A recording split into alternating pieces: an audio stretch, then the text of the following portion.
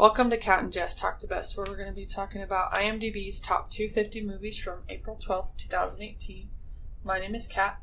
And I'm Jess. And today we are talking about number 200, Memories of Murder, which is an action crime drama from 2003.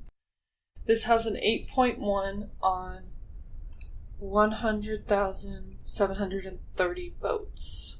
The spoiler-free synopsis: in 1986, Park and Cho are two simple-minded detectives assigned to a double murder investigation in South Korean province. But when the murderer strikes several more times with the same pattern, the detectives realize that they are chasing the country's first documented serial killer. Relying on only their basic skills and tools, Park and Cho attempt to piece together the clues and solve the case in this thriller based on true events. Alright, so this is directed by... Apologies for the names. Jun-ho Bong. And he's directed other movies like Parasite, The Host, and this one, and Snowpiercer. Which I've actually seen Snowpiercer. I liked it. That was a cool one. And it stars Kang-ho Sung, Sang Kyung Kim, and Roi-ha Kim. Apologies. So, for their ratings, IMDb, 33.2% of users rated this at an 8. 18 to 29 age group rated this the highest. And then also on the top 100 Korean movies of IMDb, this is number 7. Metacritic, it has an 82. On Rotten Tomatoes, it has a 90% on 40 critical reviews. 2 of the fresh, Jason Gorber. It plays quite a refreshing take on this style, and except for the heavy-handed ending, proves to be an enjoyable and provocative flick, definitely worth seeking out. I could agree with that. Yeah. Josh Ralsk merits mention alongside Silence of the Lambs and Henry, Portrait of a Serial Killer.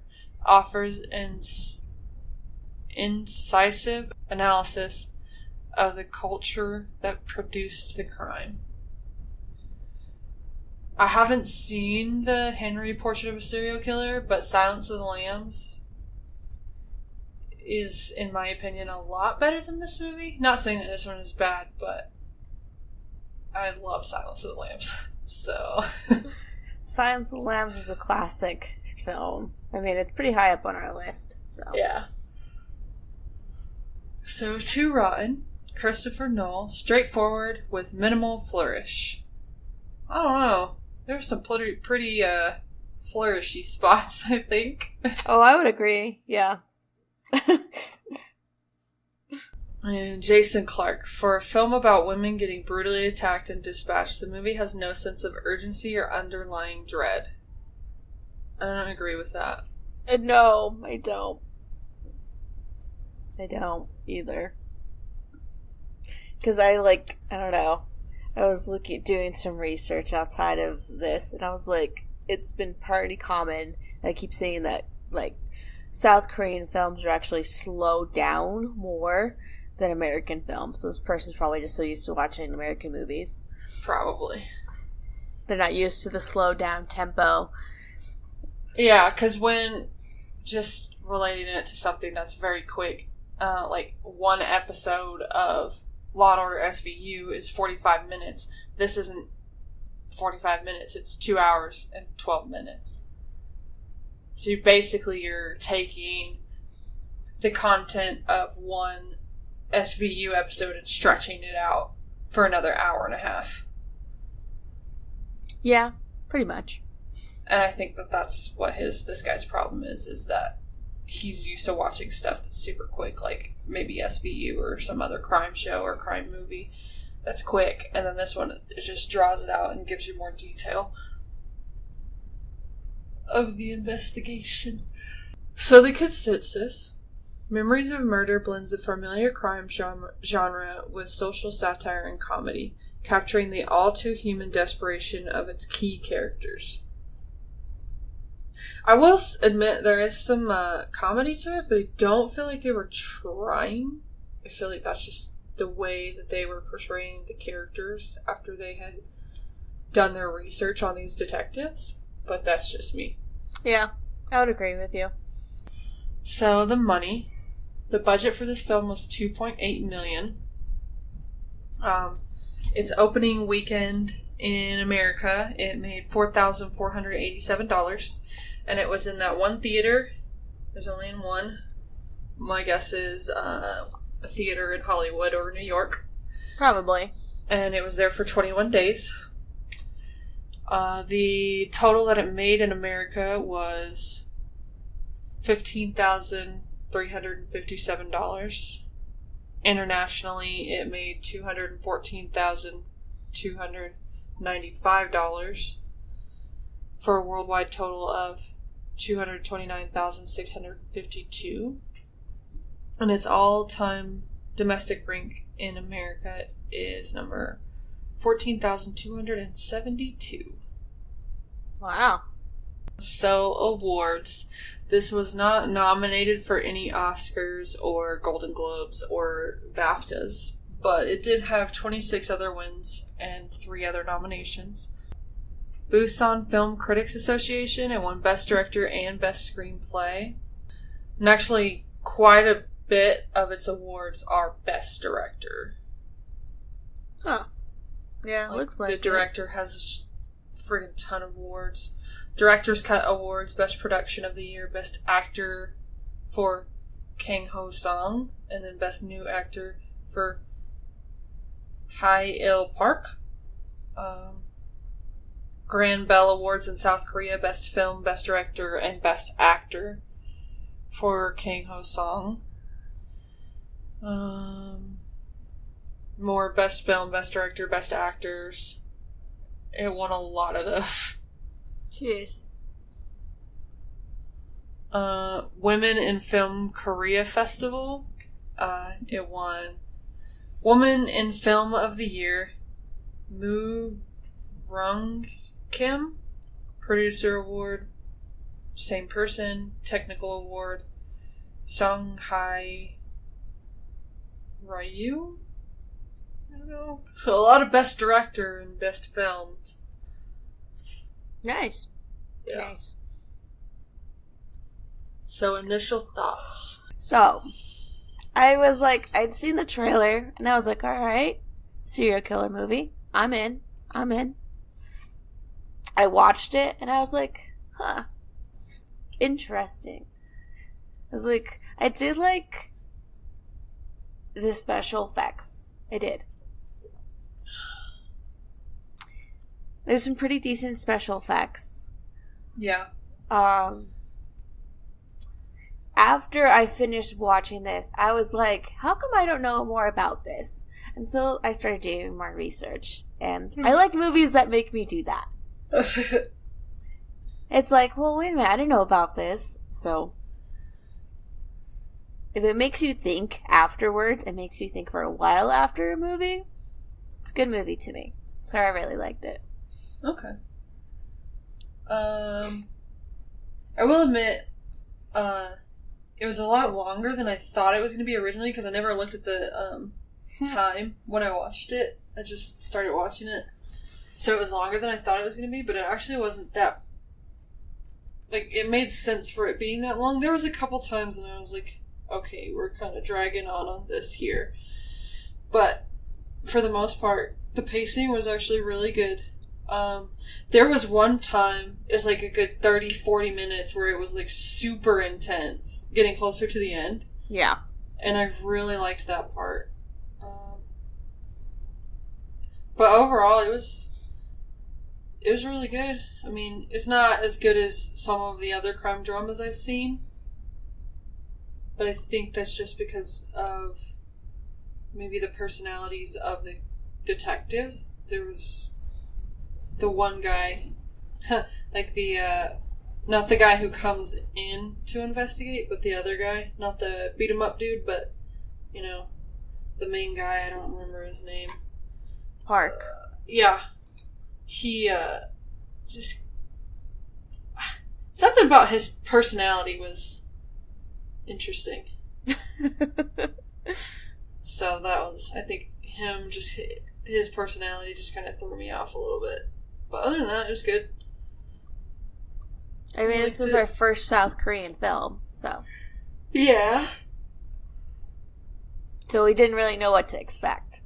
Yeah, definitely not. Because we've had other foreign films, but not from South Korea, so... But yeah, it was good.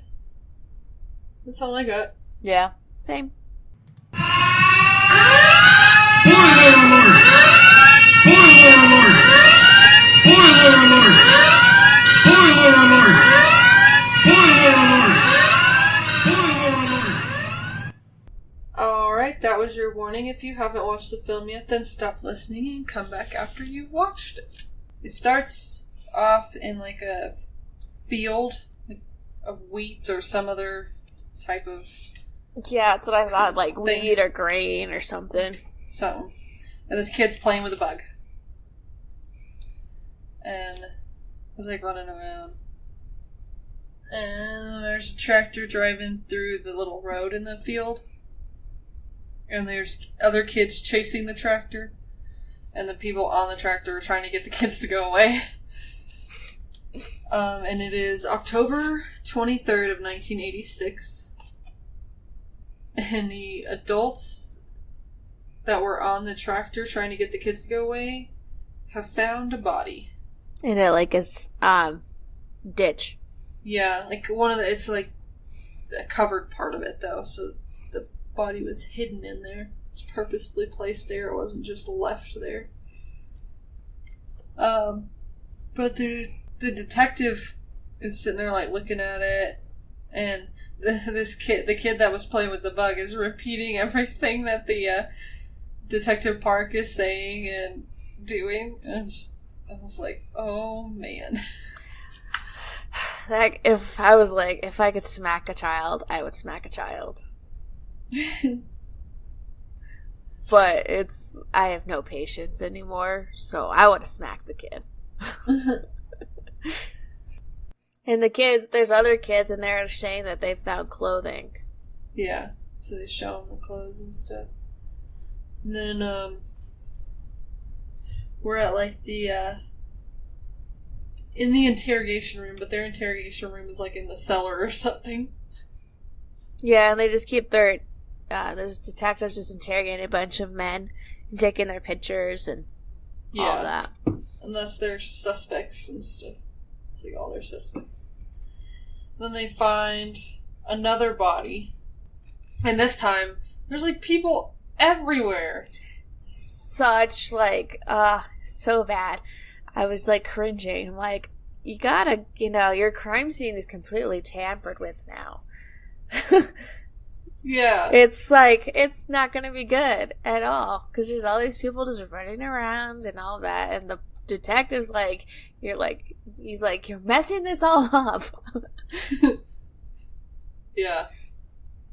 And he's, like, yelling at everybody, and he's trying to get the forensic guys to come collect evidence, but they're not even there. And then he found a shoe print, but then the tractor isn't paying attention, so the tractor drives over it. And it's just like, literally, you have no evidence now. Like, all of it is gone. It's like, good job. So, then they're back at the precinct again, and, he's talking to his other, Park is talking to his other detective guy. I think that one is. I don't remember his name. He wasn't in. I think that one really. is Sao? Something like that. They didn't really say his name. He's the guy that beats everybody up. Oh, yeah. But he's talking to him. And he looks, and Park is saying that he can look at somebody and tell if, they did it. Like, if they were the murderer or the rapist or whatever. And so he points over, he's like, "What? There's 2 guys over there. One of them is a murderer, one of them is one of them is a rapist, one of them is the brother of the girl that he raped, and they got in a fight because he was trying to stop him." And he's like, "Tell me which one's which." But then he never guesses. It just, leaves it. And I was like, hey, I wanted to see if he was right or not. Yeah, that's what I was thinking, too. I was like, come on, guess. Guess. Yeah. Then I guess they get some information. And they're talking about this kid who,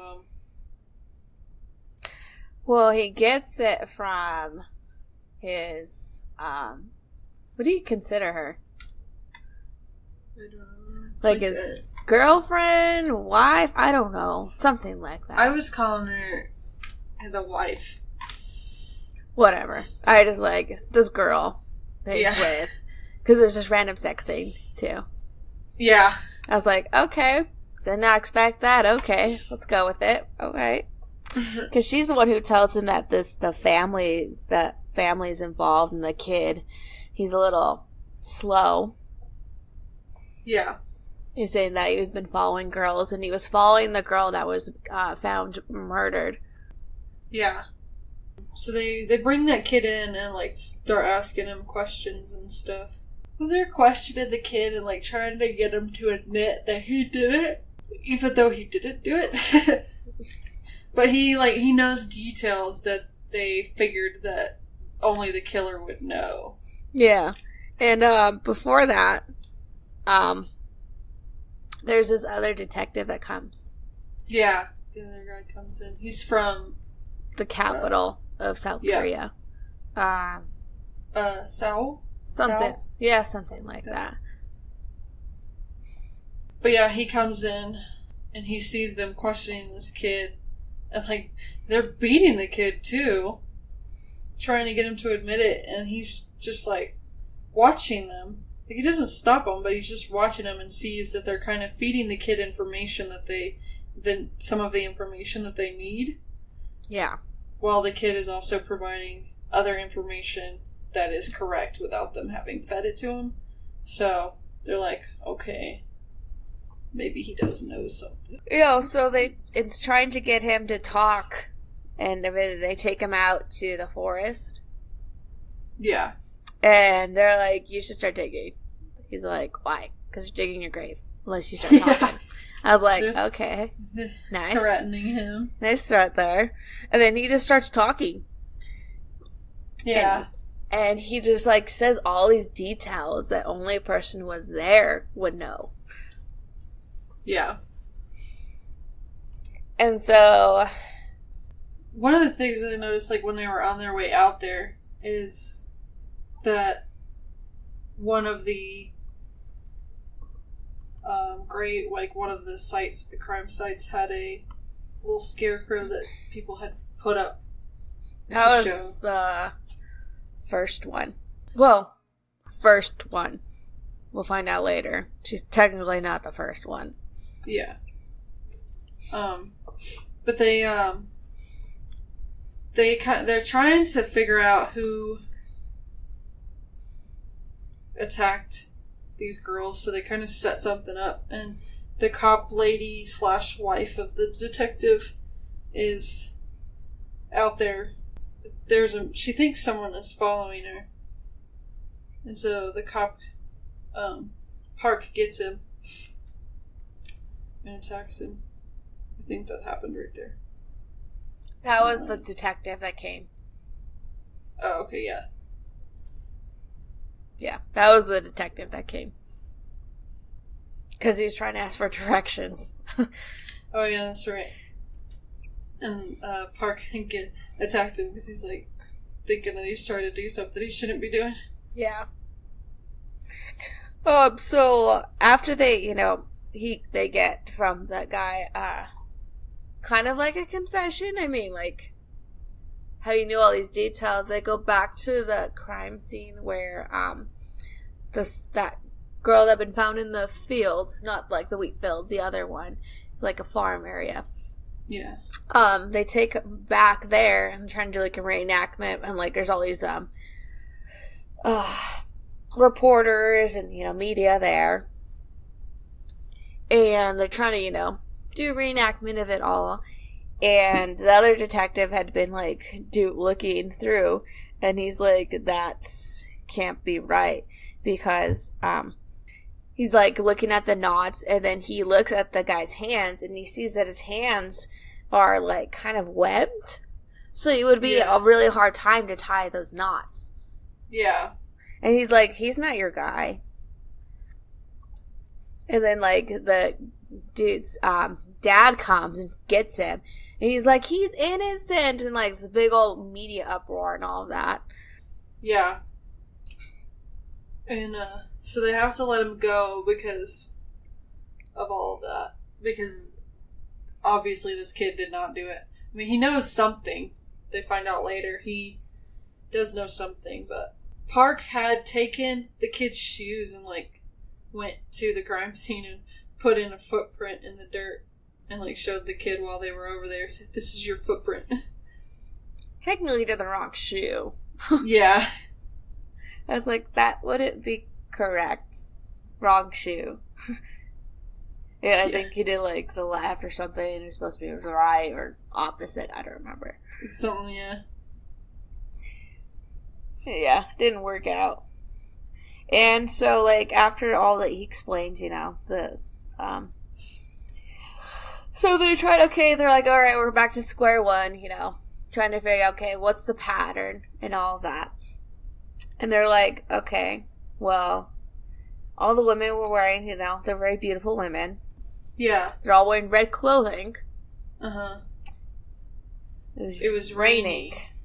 And then they also find out that there was this song playing at the time of the murders. That's not for a little while, though. Yeah, but it's still part of what they find out. Yeah, but not yet. Yeah. And, there's, then the detective from, Seattle was like, there's a missing woman who fits these patterns.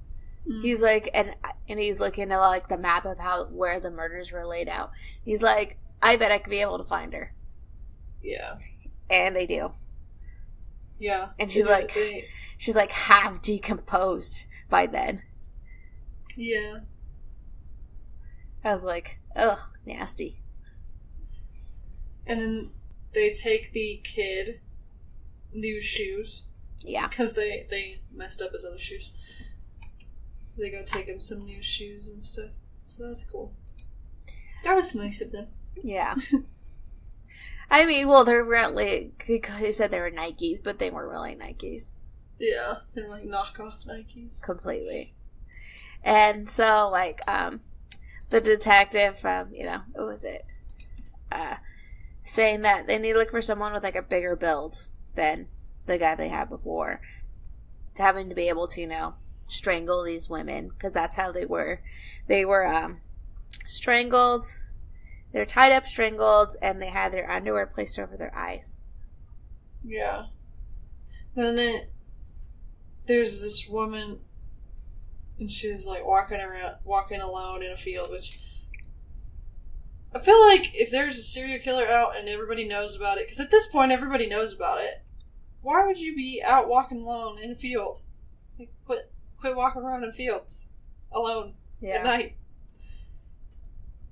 And there's someone following her. And he runs and attacks her. And then the next day, they find the body. So what's that, like 4? Yeah. You skipped a little part. There's the part of the 2 squirrel girls. So a little bit before that, you have that one right. There's these, the detective had set up, like it was raining. And all that. So they had one of their other detective women from the precinct dress up in a red dress and like start walking around. And he was with her the entire time. And then it was raining too bad, so they brought him in. And there's just 2 girls from the school near there that was saying that they're talking about like the stories and all that they keep hearing. And then they talk about how they hear this woman wailing near their school and all of that. And so the detective keeps that in his mind. And then it goes to the women. But yeah, they found her body, and so now they've got another one that they have to add to the list. Yeah. And, they're talking about the suspect and, like, what he's probably like, because they don't know. They have no idea who their suspect is supposed to be, or anything like that, so. Yeah, and Detective Park's like, well, they can't find anything on him, like, at all, like, no evidence. And he's like, well, maybe he doesn't have any. Yeah. Like, maybe he has bald or something.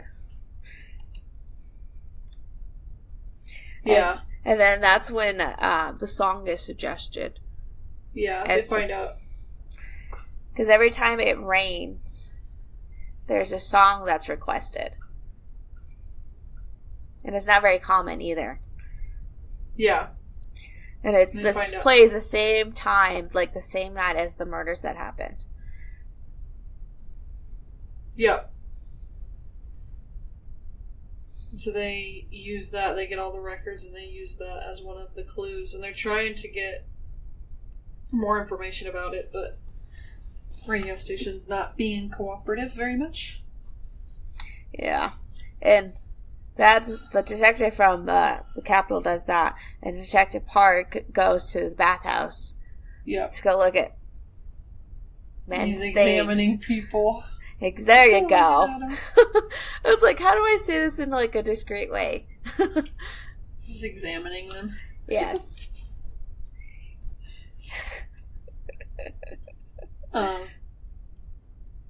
And I think that inspector from the Capitol, his name is Cho, or So, something like that. Yeah. But he's like going through trash looking for evidence. I'm like, okay, and that's what you're supposed to do. So good job. And they're like, the trash is already gone. They already picked it up. He's like, yeah. He's like, great. So Detective Parks, well, we'll call her wife, suggests that he goes to a shaman to help him figure out who the killer is, and he does. And she gives him his charm, which is like a piece of paper on there, and they have to like go to the crime scene and like do these things, and it's like, oh, it was to reveal the face of the killer. I'm like, that's so full of crap. Yeah, so full of crap. So they like throw dirt on it and like put water on the dirt, and then they say when it dries it'll come up with it. I'm like, oh my god. It's like, no, that's probably not what's gonna happen. Yeah. But they hear someone walking around, so they go hide behind a hill. And it's, Inspector Cho or So or whatever. Yeah. Smoking, listen to his radio. Just kind of sitting there trying to figure out what's going on, like, investigating and stuff. And then they hear someone else coming up. And so all three detectives are hiding now, watching this guy. And he pulls out a bra and underwear from his pants and lays them down on the ground. Yep. And then proceeds to pleasure himself. And he's wearing red, ruffled women's underwear. Yeah. I was like, okay then. Yeah. It was, uncomfortable. I was like, okay then. Alright. You do you, boo. Yeah. So the detectives start chasing him because they think that he's the killer. Yeah. Which, I mean, kind of makes sense. He's out there doing that at the crime scene, so. And there's always this thing that, the people that did the crime usually go back to the crime scene. So they're chasing him, and they lose him a couple times. But then he's at this like area where there's a bunch of miners and stuff. And they see him because he's bent over and they can see his underwear. Yeah. And I was like, well, dude, you should not have been wearing like that kind of underwear in the first place. If you're trying to be secret about it. Yeah. They take him in and are questioning him. And he's saying, he doesn't know anything, he didn't do anything, he was just out there doing his thing. Yeah. And, like, the other detectives go, like, to the dude's house, and he finds, like, these, like, you know, dirty magazines, and, like, women's underwear and all that, so he's just a weird dude. Yeah. He's a weird dude, let's just say that. There's, like, protesters outside because they know, or they've heard that Detective Sal has been beating people for information and trying to get them to admit and stuff. Yeah. So. And the detective from the Capitol, he's like, I'm gonna go look at something else. So he goes to that girls' school. Yeah. And he talks with one of the girls and how she mentions the women on the hill crying. Yeah. And so he goes and tries to get to talk to this woman. But she's like, oh, hell no. She's not talking. So he gets the woman from, you know, the precinct. He's like, get her just to say anything. Yeah. And she talks about how she was, the same thing had happened to her, how she had been, you know, tied up and all that. She had been raped and she was gonna get, like, murdered like the same way the other girls had, but he let her go. Yeah. And she noticed that his hands were just, like, super, like, soft and, like, nice. Yeah. While he's doing that, the other two are questioning the guy that had the red fluffy underwear. And they're, like, correcting him on the details. Because he's saying that he had a dream and stuff. And so he's like, they're correcting him and getting him to confess the wrong details. And Sue gets back and tells Park that he needs to let that guy go because it's not him. He's got that new information from that woman. And he looks at that guy's hands. His hands are, like, really rough and beat up. He's like, that's not yeah, because he's a mine worker. Yeah, so his hands aren't going to be soft. Yeah. So, they fight about it, and they have the radio on at the precinct, and they hear that song come on. Yeah. And they see that it's raining outside, and they're like, oh no, this is about to happen again. And it does. Yeah. But one of them calls the radio, and the radio's like, oh, this is a prank. So it doesn't give them any information that they need. So they don't find the person in time. No. They find her the next day, and, like, during, like, you know, the examination of her body, they see that there's something shoved up in her. Yeah, it's like some chunks of something. Chunks of, like, fruit or something? There was, I think, 9 pieces. Yeah. I was like, okay. A little different now. Yeah. And Park has his little notebook with all his suspects in it, and he tears all the pages out because he's like, none of these guys did it. He finally admits that he was wrong about who he thought did it. Yeah. And tears them all out.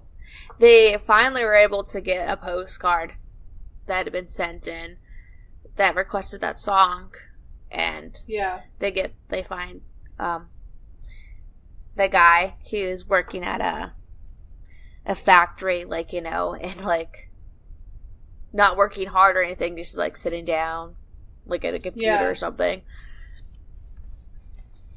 And they walk in to talk to him, and he just kind of looks at them. He doesn't say anything at all, but, like, in his face, it's just like, he's like, well, this happened. They found me. Because I don't know if this guy was guilty, like, I feel like maybe, but I don't know if this guy's the one that did it, but he was guilty of something. Mm-hmm. Because he's very suspicious. So, he did something. Or he's just a real weirdo. That's true, too. He could be. But they bring him in, and they're, like, questioning him, and he's not really answering any questions or anything. and Inspector Cho is like saying what happened, just explaining it all, and the guy's just sitting there listening, not even acknowledging any of it. But then he does kind of say some stuff that's super suspicious. Yeah. And detective, or the inspector that likes to beat people up, drop kicks the light out. He like jumps up and he's trying to kick the suspect guy, but he hits the light instead. Yeah. I was like, man, how do you do that? That's impressive. She's like, it's funny, anytime he does, he puts a little booty on his shoe to keep it from getting dirty. Doesn't want to leave too many marks. Yeah.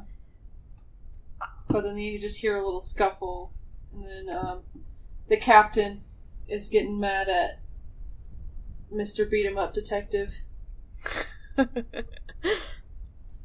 And like kicks him down the stairs and says that you're not ever going to beat anybody up again.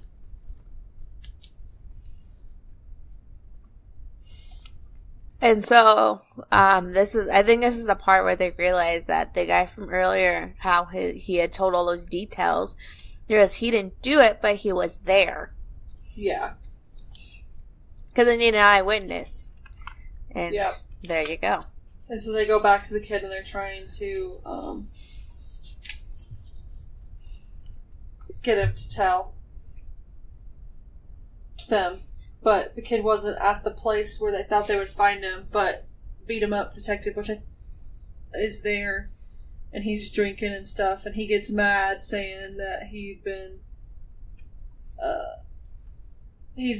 got in trouble, and so he beats up he starts beating up people in the little restaurant thing. And the kid shows up and he's like, all kinds of fighting going on, so he whacks the detective in the leg with a nail on the end of a stick. Yeah, I was like, oh, that's not good. Yeah. And then the kid runs off, so Park and Cho chase after him.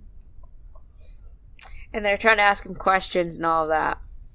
Yeah, because they don't think he did it, they just think that he knows something, because he saw it. And he climbed up this light pole, and they're like, he's like, you're gonna kill me if I come down. And I'm like, no, we're not. We just want to ask you some questions. Yeah. And, I know they get distracted because some other guys come and start attacking them. So the kid jumps down and runs again. And I know they tried to show him the picture of the guy they had. They're like, do you know who this is? Yeah. When the kids attack him, or when those other guys attack him, the kid ends up standing on the railroad tracks yelling about something, and the train is coming. Park tries to get him off of the tracks, but he's not listening. So the kid gets hit by a train. Splat. That's all I have to say. Splat. It's freaking crazy. I was like, I was like, oh no. And I had to turn away for a second. I was like, I don't want to see this. Yeah. And the detective is dripping with blood. Yeah. And I'm like, well, yeah, I mean, you just saw someone get run over by a train. Yeah. Covered in blood. Yeah. And this is the part I was like, okay, that actually looks like blood. Good job. Yeah. They did a good job with that. I was like, good effect there. Good. I was like, I couldn't tell the difference. It might have been a little watered down, but it was pretty good still. Yeah. But they found some evidence, some semen on one of the bodies, the more recent one, but they don't have the technology to get the DNA for it. Yeah. So they have to send it off, and they're going to send it to America, because at that point we had the technology for DNA. I mean, it wasn't what it is today, but we still did have it. They sent it off, and now they're waiting for it. And this is where we find out that the Mr. Beat-em-up Detective didn't do anything, didn't go to the doctor or anything about his leg. And so now it's getting really bad. So he got and tetanus. So he has to go to the doctor now. Yeah. Doctor says he had tetanus and he has to get his leg amputated because he didn't do anything about it. Yeah. So. And I was like, yeah, that looks like it. Yeah. It was like, tetanus really can start eating your legs. It will slowly just eat you alive. Yeah. But so Detective Park has to sign for the surgery for him to have his leg amputated. And, then he's sitting up on the hill with, I guess, his wife or whatever. And he's got an IV in, and I'm like, what in the world? It's because she's a nurse. Oh, yeah. She's a... But I still don't understand why he had an IV. Because he wasn't eating or doing anything, and she was worried about him. Oh. So, the other detective, Cho, is watching their suspect, like, keeping an eye on him because they had to let him go because they had no evidence to hold him. Yeah. And he, like, falls asleep for a little bit. And when he wakes up, he sees the suspect getting on the bus, and he tries to start his car, but it won't start, so he has to get out and, like, kind of run after it. Yeah, and the dude's gone. Yeah. And then you see Park's wife, you know, like, walking home, looks like. And then there's this one girl from the school that the other detective had talked to, and they're walking in different directions. And you see, like, just from above, you see this man just, like, watching them. You don't know who it is. You just see a man watching him. And he looks like he's trying to decide which one. Yep. And he ends up going after the girl. The young schoolgirl, yeah. Yeah. And he ties her up. And there's a civil defense drill that happens at the same time as this, so no one can go out and do anything. Like, everyone has to go inside, so nobody sees that this is happening. Yeah, he's laying out his tools and all of that, and... Yeah. Then the next day, it's pouring rain, and everyone's there. They see the bodies, or the body, and the two crime scene guys are describing, like, what happened. Like, describing every detail of what was done to this girl. And the detective that had interviewed her had recognized her, and he was just done. Yeah. He was like, really? Really? Yeah. So now he had an emotional attachment to the case now, and yeah. Yeah. Changes his tactic a little bit. Yeah, he straight up goes after their suspect. Like, attacks him and stuff. Just starts kicking his ass. Yeah. And then he pulls a gun on him, and so the suspect admits it. He's like, is that what you wanted to hear? And knocks the gun out of his hand, and they are fighting again. But Inspector Park comes up, and he's got the papers on the DNA from America. He's got the information back. And so he goes over and helps out Detective Cho or whatever. And they handcuff the suspect, and he hands the paper to Detective Cho, and he reads it, and it says the DNA is not conclusive. Yeah. Which could happen for any number of reasons. Yeah. But that makes him even more upset, because he's like, we still have no evidence on this guy. None. And so he goes and picks up the gun while Inspector Park is, like, looking at the suspect guy. And he's just, like, staring him down. And it's kind of cool because that last scene is literally just Inspector Park staring into the camera. And, like, because they never, from what I understand, they still have never caught this guy. And that's, like, where the movie ends. So he's just, like, kind of staring into the camera, like, staring at the guy that did this. Like, the actual real guy. Like, that's what I think they were trying to get at. Is that he was trying to... If the guy that, like, actually did these crimes was watching this movie, he's, like, staring at him saying, "We will catch you," pretty much.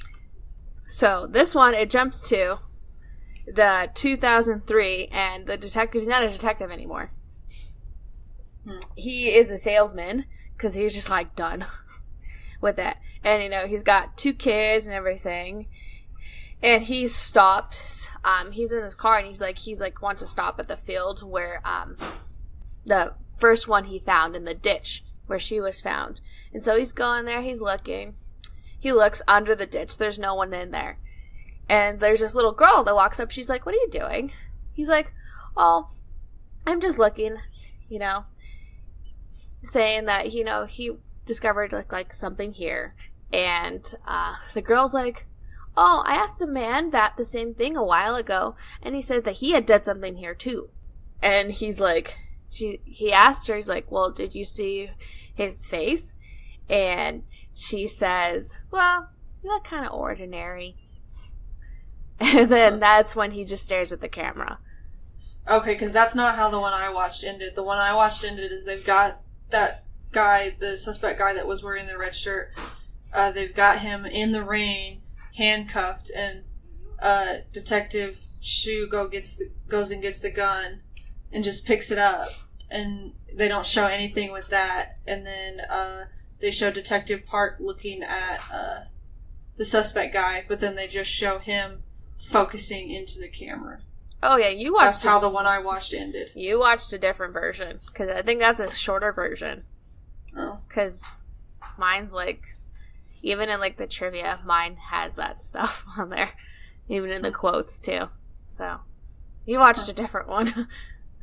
Guess so. Because there is a different version from, like, I know different countries that they cut some parts out. Oh, well, they must have cut that end out of the one I watched. Yeah, I was like, how did you... I was confused. I'm like, you missed, like, a chunk. Didn't even see any of that. That's why I missed it. Oh, okay. I was like, what? I'm like, how did... Okay. Yeah, mine ended in that scene in the rain. Oh. That's... Okay. Like, he's staring into the camera in that scene in the rain. Oh. That's how mine ended. Yeah, like, the one that I watched, it was, like, a nice sunny day.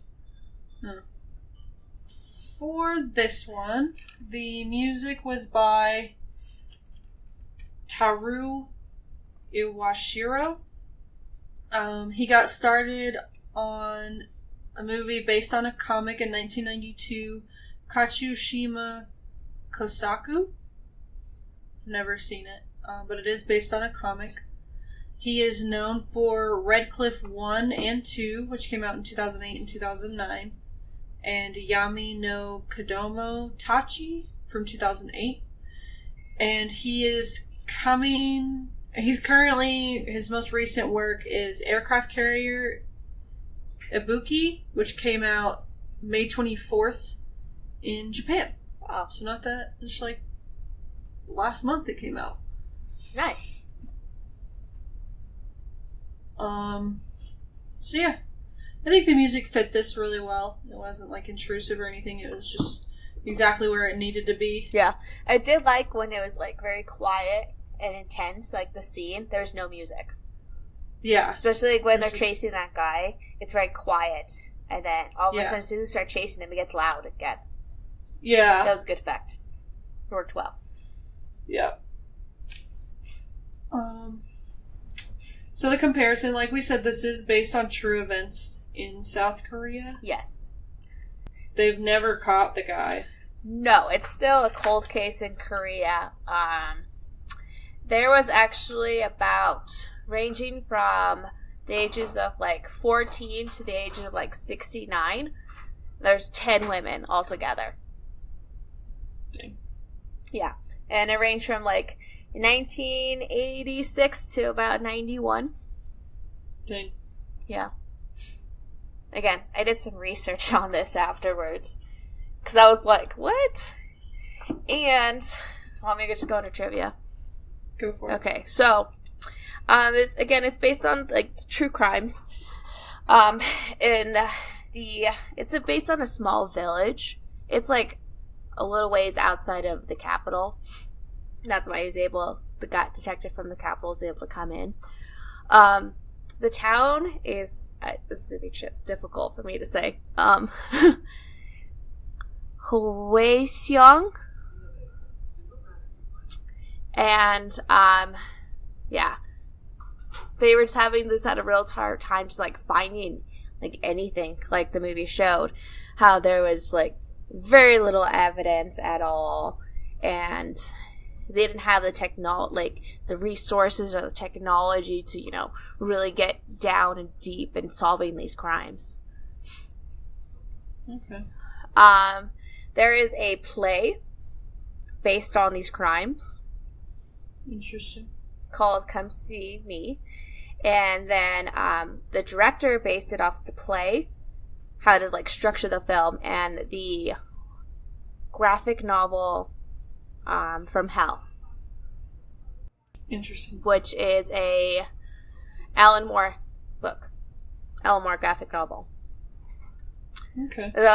I looked it up. I was like, I don't know this graphic novel at all. So I looked it up. And the part that he took from it is this person, like, it's not the main part of it. There's just one character, though, in there who just, like, it just goes on, like, a killing rampage.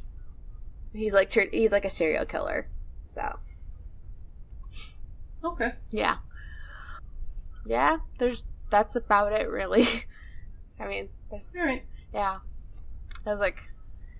A lot of it's just based on true crime things, so... And, I was looking... They're gonna keep the case, like, on the back burner, but they can't really do much about it anymore, since I think the statute of limitations is up.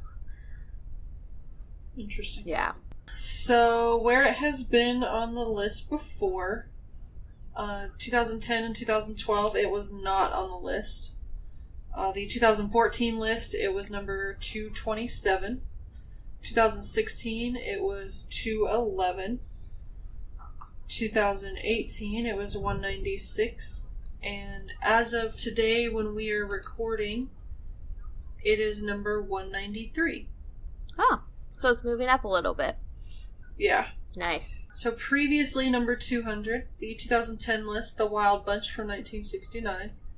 The 2012 list, The Manchurian Candidate from 1962. Ah. 2014, 8.5 from 1963. 2016, 12 Years a Slave from 2013.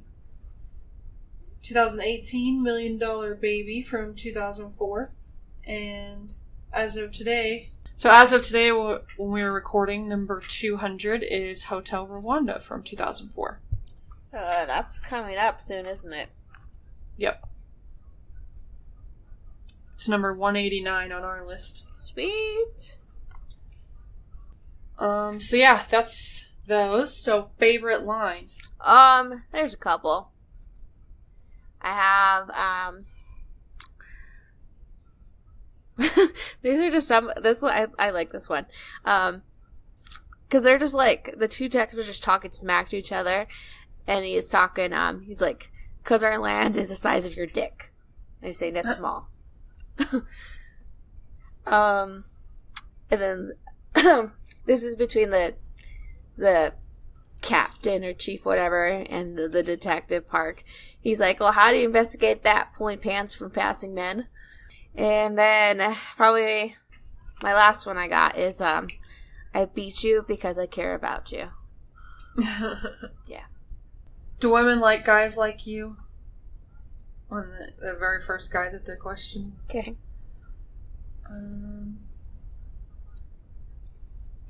Damn, he's a fast little bastard. But is jerking off a crime?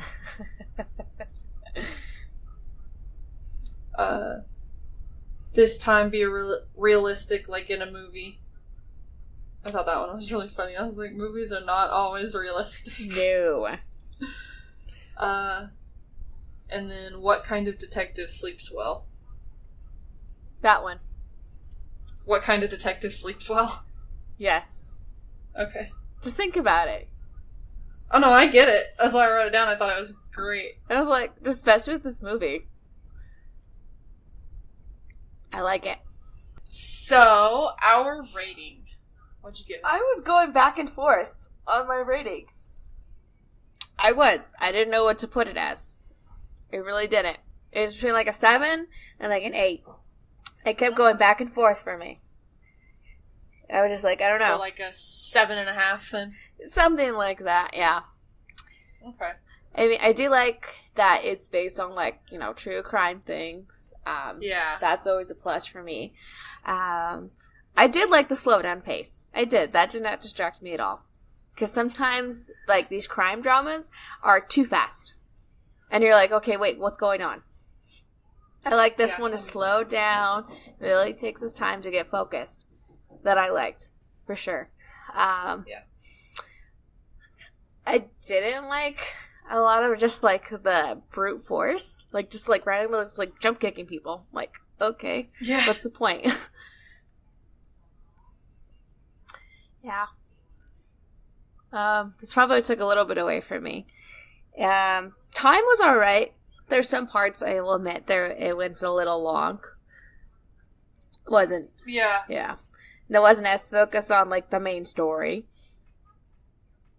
Yeah.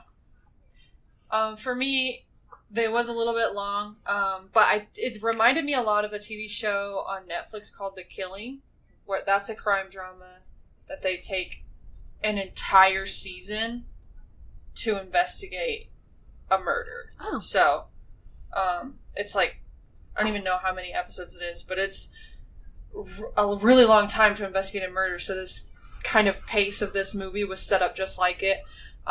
Just the personality of that one detective kind of irked me a little bit. I liked the detective that was more, the one that came in. I liked him a lot more, so I liked that.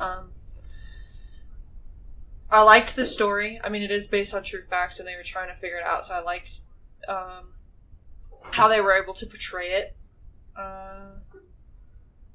But yeah, I think I'm giving it a 7. And I think, actually, even though you told me what your ending was and, like, what the actual ending was, I think I liked mine better. I would have to actually see that one that you watched, but at the moment, I think I like the way that the one I watched ended. Just because you don't get the years later thing. Because, I mean, yeah, it still is an unsolved crime, but you just get that where everyone's just kind of really mad right at that moment. And just, like, it ends on such intense feelings. So I liked that a lot. I'm giving it a 7, I think. Yeah, I can see that. So yeah, there's that. Our next film is 12 Years a Slave, which is a 2013 movie. It is an Oscar winner for Best Picture. So that will be out next week. Our next event coming up at the end of July is going to be our Harry Potter event. We are going to cover the Goblet of Fire, the Order of the Phoenix, and the Half-Blood Prince. And we will have our 2 guests that we had before back for that one. So that will be fun. We still are offering premium. If you would like to become a premium member, you will get uncut episodes, early release episodes when available, and a special monthly episode, all for $1 a month.